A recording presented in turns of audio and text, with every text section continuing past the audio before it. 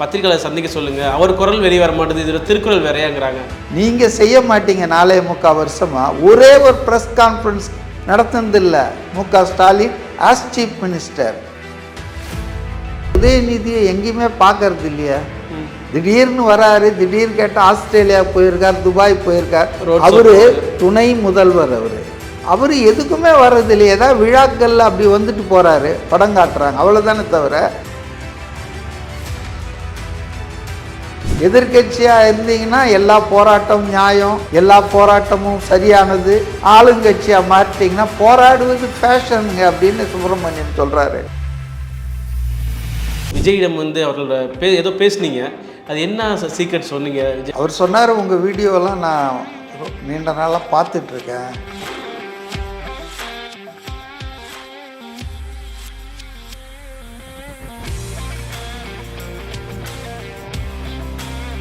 செய்தி மலர் நேயர்களுக்கு வணக்கம். இன்று நம்முடன் இருக்கும் சிறப்பு விருந்தினர் திரு மதிவாணன் அவர்கள். வணக்கம் சார். வணக்கம். தாவேகா 3ஆம் ஆண்டில் அடியெடுத்து வச்சிருக்கு. நீங்களும் அந்த மேடையில் கூட நீங்கள் பேசியிருந்தீங்க. இப்போது அந்த மேடையில் இது என்னென்னா, நீங்கள் விஜய் அவர்கள் உங்களுக்கு பொன்னாட பார்த்துருந்ததுக்கு நீங்கள் விஜயிடம் அவர்களோட ஏதோ பேசுனீங்க, அது என்ன சீக்ரெட் சொன்னீங்க விஜய் சார்? சீக்ரெட்டில் ஒன்றும் இல்லைங்க. அவர் என்கிட்ட சொன்னார், அவர் தான் பேசினார். ஓகே. நான் கடைசியாக அவர் பேசி முடித்த பிறகு அவருக்கு நான் பதில் தான் சொன்னேன். அவர் சொன்னார், உங்கள் வீடியோலாம் நான் நீண்ட நாளாக பார்த்துட்ருக்கேன், ரொம்ப இன்ஃபர்மேட்டிவாக இருக்குது, எனக்கு ஃபுல்லாக சப்போர்ட் பண்ணுறீங்க, இதை ப்ளீஸ் தொடர்ந்து செய்யணும், உங்கள் உதவிக்கு நன்றி அப்படின்னு சொன்னார். நான் அவர்கிட்ட நான் நிச்சயமாக நீங்கள் முதலமைச்சர் ஆகிற வரைக்கும் நான் இதை பேசிகிட்டு இருப்பேன் அப்படின்னு சொன்னேன். சிரித்தார் அவர். அந்த நீங்கள் கலந்துக்கிட்ட அந்த ஃபங்க்ஷனில் அந்த க்ரௌடை பார்த்துட்டு எப்படி உங்கள் கடைசி வரையும் இந்த தொண்டர்கள் இருப்பார்கள், விஜயோட இருப்பார்கள், அப்படி உங்களுக்கு எதுவும் தோணுச்சா சார்? இல்லை மற்றவங்க சொல்கிற மாதிரியே இவங்களாம் விசிலடிச்சா கொஞ்சம் இந்த மாதிரிலாம் சொல்கிறாங்களா, அந்த மாதிரி தான் தோணுச்சா அந்த இடத்துல?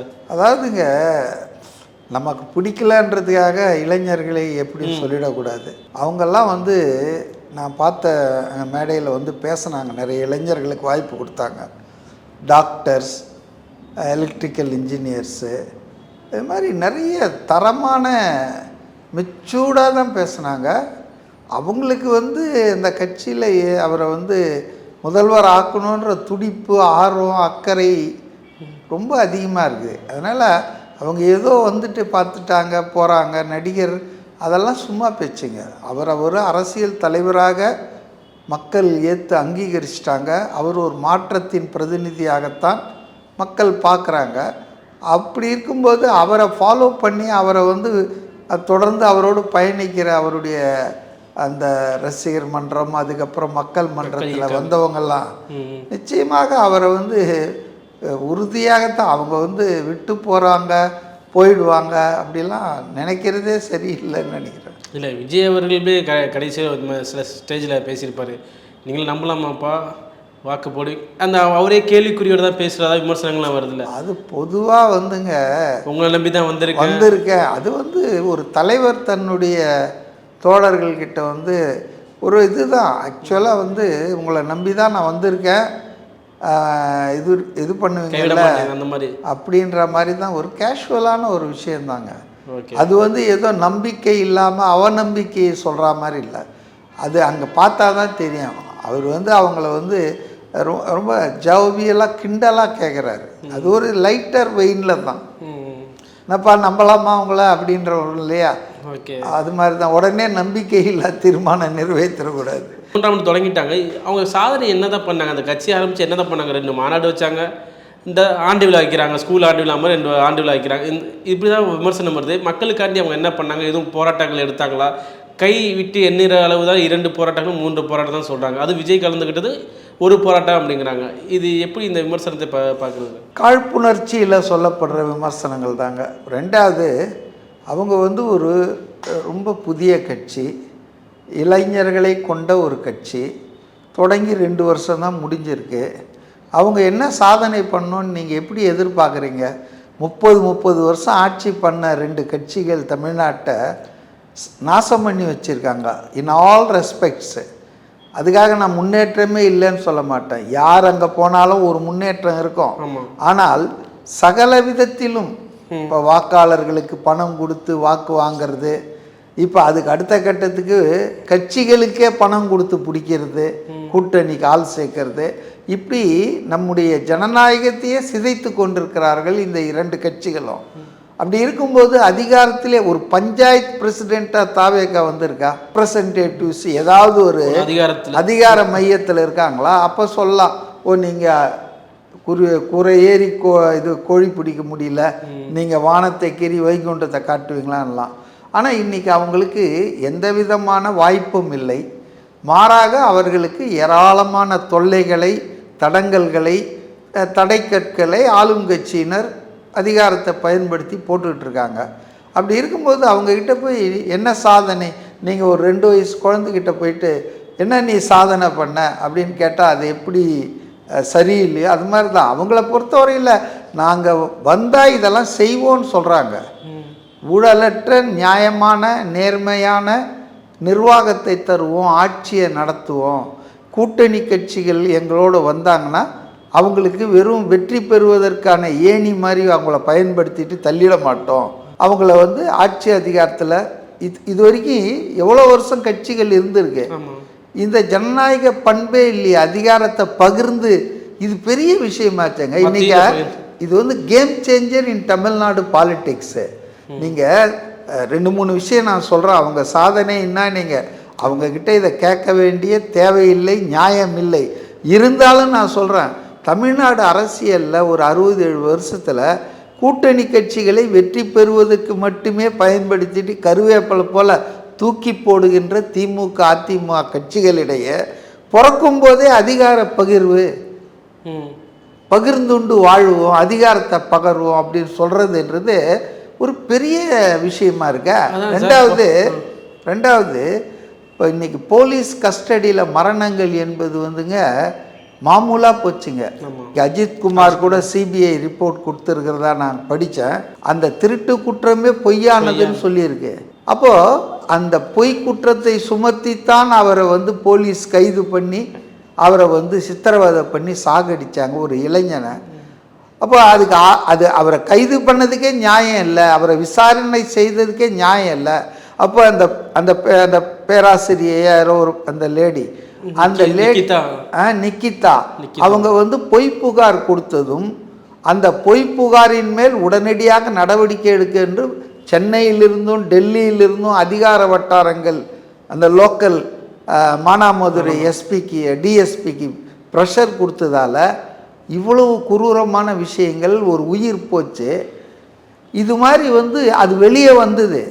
ஆனால் அன்றைய டேட்லேயே அது 26 27வது மரணம் ஸ்டாலின் ஆட்சியில் தெரிஞ்சு அதுக்கு முன்னால் எடப்பாடி ஆட்சியில் மற்றவர்கள் ஆட்சியிலெல்லாம் அது நடந்துக்கிட்டே இருக்குது. அப்போது இந்த மரணங்களை பற்றி நாங்கள் தான் 75 வருஷ கட்சி, நாங்கள் தான் 50 வருஷ கட்சின்னு சொன்னவங்க என்னைக்காவது போராடி இருக்கார்களா? அதை எதிர்த்து குரல் கொடுத்துருக்கிறார்களா? அந்த பாதிக்கப்பட்டவர்களை மேடைக்கு கொண்டு அவங்கள மக்கள் முன்னால் இப்போ நிறுத்தியிருக்காங்களா? ஆனால் இந்த சின்ன கட்சி அதை செஞ்சுதுங்க. அதாவது அஜித்குமார் அந்த இது மட்டும் இல்லை, அதுக்கு முன்னால் இந்த ஆட்சியின் போது கஸ்டடி டெத்தில் மறைந்த அந்த குடும்பங்கள் அவங்களுடைய உறவினர்களெல்லாம் அழைத்து இங்கே சிவானந்தா சாலையில் மிகப்பெரிய ஆர்ப்பாட்டத்தை விஜயே நடத்தினார. இல்லை, விஜயே அது ஒரு தலைவர் தானே, அவர் வரல இல்லையா? அவர் மாநில தலைவருங்க, அவர் எல்லாத்துக்கும் வரணும்னு அவசியம் இல்லை. நான் கேட்குறேன், உதயநிதியை எங்கேயுமே பார்க்கறது இல்லையா? திடீர்னு வராரு, திடீர்னு கேட்டால் ஆஸ்திரேலியா போயிருக்கார், துபாய் போயிருக்கார். அவரு துணை முதல்வர், அவருக்கு அதிகாரம் கொடுத்துருக்கு மக்கள் நிர்வாகத்தை நடத்தணும்னு. Next only to chief minister. அவர் எதுக்குமே வர்றது இல்லையா? ஏதாவது விழாக்களில் அப்படி வந்துட்டு போகிறாரு, படம் காட்டுறாங்க, அவ்வளோதானே தவிர அவர் எந்த மக்கள் பிரச்சனையில் எதில் நிற்கிறாரு? அதனால் விஜய் விஜயே அப்படின்னா அவர் ஒரு பெரிய பாப்புலர் ஸ்டாருங்க. அது என்ன விமர்சனம் வருதுன்னா, அவர் எல்லா பிரச்சனைக்குமே குரல் கொடுக்க மாட்டாரு, ஏதோ 2 பிரச்சனை கொடுத்துட்டு நாங்கள் பண்ணிட்டோங்கிறாங்க. விஜய் அவர்கள் ஏன் எல்லா பிரச்சனையும் குரல் கொடுக்க மாட்டாங்க? மக்கள் இல்லை இந்த பிரச்சனை எடுத்துக்கிட்டு சீமானை சொல்கிறாங்க. சீமான் மாதிரி இறங்கி எல்லா போராட்டங்களும் சீமான் டெய்லி அவருக்கு ஏதாவது போராட்டம் ஆர்ப்பாட்டம் பண்ணலன்னா ஜீரணம் ஆகாது, சாப்பிட்றது தூக்கம் வராது. அது மாதிரி இருக்க முடியாதுங்க. அதாவது நீங்கள் எப்போவாவது முக்கியமான ஒரு விஷயத்தை ஹைலைட் பண்ணாதான் அது ஜனங்கக்கிட்ட ஒரு தாக்கத்தை ஏற்படுத்தும். டெய்லி நீங்கள் பேசிஸில் டெய்லி மரங்களோடு மாநாடு, மாடுகளுடன் மாநாடு நீங்கள் போயிட்டே இருந்தீங்கன்னா ஜனங்க வந்து அட இவருக்கு வேறு வேலை இல்லையா, டெய்லி ஏதாவது இன்றைக்கி இதுவா அப்படின்ட்டு போயிடுவாங்க. You will be not considered as a serious person. அப்போது எப்போவாது முக்கியமானது அதை தான் நீங்கள் கையில் எடுக்கணும். ஒரு அரசியல் கட்சி டெய்லி பேசிஸில் ஆஃபீஸ் டியூட்டி இல்லை. இது நான் சொல்கிறது கஸ்டோடியல் டெத்து. இந்த கஸ்டோடியல் டெத்தை எந்த கட்சியும் எடுத்து அதுக்காக போராட முன் வராத போது விஜய் உடைய புதிய கட்சி அதை எடுத்து அவங்களெல்லாம் அதுக்கு எவ்வளோ தடை போட்டாங்க தெரியுங்களா? குரல் கொடுத்தாங்க, எல்லா கட்சியும் குரல் கொடுத்தாங்க, எல்லாம் பண்ணாங்க. ஏங்க குரல் கொடுக்கறது, அறிக்கை கொடுக்கறதுன்றது அது வந்து அந்த தலைவருக்கே தெரியுமான்னு தெரியல. அதெல்லாம் ஆட்டோமேட்டிக்காக அறிக்கைகள் கட்சி ஆஃபீஸ்லேருந்து ரெடியாகி வந்துடும். நான் சொல்கிறது வந்து இதுக்காக மெனக்கிட்டு அந்த குடும்பங்கள் பர்டிகுலர்ஸ் எடுத்து அவங்களெல்லாம் போய் அழைத்துட்டு வந்து இங்கே மேடை மேலே ஏற்றி அந்த கஸ்டடிக்கு டெத்துக்கு நியாயம் வழங்கணும், இனி இது போல் நடக்கக்கூடாதுன்ற மாதிரி அதை கொண்டு போடுறதுக்கு பாருங்கள், அது வந்து ஒரு நல்ல விஷயமாக நான் பார்க்குறேன். அடுத்தது பரந்தூர் ஏர்போர்ட்டு வருஷ கணக்காக போராடிட்டு இருக்காங்க. எங்கெங்கேயோ போகிறார். உங்களுடன் ஸ்டாலின் அப்படின்றாரு, வெல்லும் தமிழகம்ன்றாரு, எல்லாம் சொல்கிறாரு. அந்த பக்கத்தில் அவர் பண்ணை கூட அங்கே தான் இருக்குதுன்னு கேள்விப்பட்டேன். தீபாவளிக்கு போகிறாரு, பொங்கலுக்கு போகிறாருன்றாங்க. அந்த அந்த மக்களை போயிட்டு ஏன் பார்க்கல அவர்? சரி, அங்கே தான் பார்க்கல, அட்லீஸ்ட் அவருடைய அறைக்கு வரவழைச்சு அவங்கள போராட்டக்காரர்களை கூப்பிட்டு என்னப்பா ப்ராப்ளம் உங்களுக்கு, ஏன் வந்து போராடிட்டுருக்கீங்க, இந்த அரசாங்கம் இப்படி நினைக்குது, இந்த இந்த இது தேவைன்னு நீங்கள் சொல்கிறதே சொல்லுங்கள் அப்படின்னு ஏதாவது அவங்கள சமரசப்படுத்த முயற்சி பண்ணாங்களா? பண்ணல. ஏதோ நாடு ஆக்கிரமிப்புக்கு ஆளான பகுதி மாதிரி 18 செக் போஸ்ட் போட்டு விஜய் அங்கே போராடணுன்னு டிராஃபிக் டைவர்ஷன் பண்ணி, அதாவதுங்க நான் என்ன சொல்கிறேன்னா, மக்கள் போராடும்போது அந்த போராட்டம் ஏன் நடக்குதுன்னு கூப்பிட்டு பேசக்கூட மாட்டேன்றாங்களா? ஆனால் இவங்களே எதிர்கட்சி தலைவராக இருந்தபோது ஓடி ஓடி எல்லா போராட்டத்திலும் முன்னால் நின்றார். இன்றைக்கி அதை தானே அரசு ஊழியர்கள், ஆசிரியர்கள், பகுதி நேர ஊழியர்கள், சத்துணவு எல்லாரும் சொல்கிறாங்க. அப்போ நிலை மாறினால் குணம் மாறிடுமா அவங்களுக்கு? எதிர்கட்சியாக இருந்தீங்கன்னா எல்லா போராட்டம் நியாயம், எல்லா போராட்டமும் சரியானது, ஆளுங்கட்சியாக மாறிட்டிங்கன்னா போராடுவது ஃபேஷனுங்க அப்படின்னு சுப்பிரமணியம் சொல்கிறாரு. அதனால் 2 வருஷம்தான் ஆன கட்சி பிரதானமாக இந்த பரந்தூர் ஏர்போர்ட் விளைநிலங்கள் பாதிக்கப்படக்கூடாது, நீர்நிலைகள் அழிக்கப்படக்கூடாது, சென்னை மாநகரம் மறுபடியும் வெள்ளத்துக்கு பெருமழை வந்தால் வெள்ளத்துக்கு ஆளாயிடக்கூடாதுன்னு சொல்லி அந்த இஷ்யூ அவங்க வந்து எடுத்தாங்களே. ஏன் மற்ற கட்சிகள் அதை எடுத்து அதை பெருசாக ஹைலைட் பண்ணல? ஏன் ஆளுங்கட்சி அவங்கள கூப்பிட்டு போராட வருஷ கணக்காக போராடிட்டு இருக்காங்க? அதுக்கு பதிலாக ரியல் எஸ்டேட் ஆட்களை விட்டு எல்லாம் சுற்றி இருக்கிற லேண்டெல்லாம் வாங்கி போட்டுட்டு லேண்ட் வேல்யூ அதிகமான விற்று லாபம் பார்க்கலான்றதுக்காகவே இப்போ ஏர்போர்ட்டை நடத்தி அங்கே வந்து தான் தீரணும். சேலத்தில் 8 வழிச்சாலையை எப்படி எதிர்த்தாங்க எடப்பாடி ஆட்சியில் இருக்கும்போது? இல்லை, ஆட்சியில் இருக்கும்போது எதிர்ப்பாங்க, யாராக தான் அந்த அப்படி தானே. இல்லை இல்லை, அது நியாயம்ன்றீங்களா? நியாயம். நீங்கள் ஒரு கொள்கையை எதிர்க்கிறீங்கன்னா ஆட்சியில் இருக்கும்போது நீங்கள் அதை செய்ய வாய்ப்பு இருந்தால் நீங்கள் என்ன பண்ணணும்? 8 வழிச்சாலையை வந்து இன்றைக்கி நிறுத்திட்டாங்களா? இப்போ விவசாயம் பாதிக்கப்படலையா? அப்போ என்னெல்லாம் பேசுனாங்க எடப்பாடியை இதே திமுக தலைவர்கள்? அப்படியே விவசாயத்துக்காக குடங்கோடுமாக கண்ணீர் வடித்தாங்களே. இப்போ அவங்க அந்த 8 வழிச்சாலையை வந்து ரத்து பண்ணிட்டாங்களா? இல்லை பரந்தூரில் புதுசாக விவசாய நிலங்களை எடுத்து நீர்நிலைகளை அழிக்கிறேன்றாங்களே. அப்போ இவங்க சொல்லுக்கும் செயலுக்கும் என்ன வித்தியாசம்னா, ஆட்சியில் இருந்தால் அவங்க வந்து மக்கள் நலனை பார்க்க மாட்டாங்க, அதிகாரத்தில் இருக்கும்போது மக்களை கவனிக்க மாட்டாங்க. அப்போ வந்து கொள்ளை அடிக்கிறது, சொத்து சேர்க்கறது, இதை தான் பண்ணுவாங்க. ஆனால் எதிர்கட்சி ஆயிட்டாங்கன்னா அப்போ பயங்கர மக்கள் நேசர்களாக ஆயிடுவாங்க, மக்களுக்காகத்தான் வாழறோன்னு சொல்லுவாங்க. இது நம்ம பார்த்து பார்த்து சலிச்சு போச்சுங்க. இன்னொரு கேள்வி சார், இப்போது விஜய் அவர்கள் அந்த மீட்டிங்கில் கூட ஒரு திருக்குறள் திமுக காண்டி திருவள்ளுவர் இருந்தால் என்ன சொல்லியிருப்பான்னு சொல்லியிருந்தாரு. கற்பனை. ஆனால் இப்போ விமர்சனம் என்னன்னா, இவர் திருக்குறள்லாம் சொல்கிறது இருக்கட்டும், ஃபஸ்ட்டு மக்கள் கண்டி அவர் குரலை வெளியே சொல்லுங்கள், ப்ரெஸ் மீட் கொடுக்க சொல்லுங்கள், பத்திரிகையாளர் சந்திக்க சொல்லுங்கள், அவர் குரல் வெளியே வர மாட்டேது, இதுக்கு வேறு திருக்குறள் வேறையாங்கிறாங்க. அதாவது குற்றம் சொல்கிறன்றவங்களுக்கு எதை வேணால் சொல்லலாம். ப்ரெஸ் மீட் கொடுக்கணும், பத்திரிகையாளரை சந்திக்கணும். நேற்று கூட எடப்பாடி சொல்லியிருக்கிறாரு. நான் என்ன சொல்கிறேன், இல்லை அவர் எதிர்கட்சி தலைவர்ன்ற பொறுப்பில் இருக்கிறாரு. அவர் பத்திரிகையாளர்களை சந்திப்பதில் நியாயம் இருக்குது. அதே போல் முதல்வராக இருக்கிறவர் பத்திரிகையாளரை சந்திக்கிறதுல நியாயம் இருக்குது.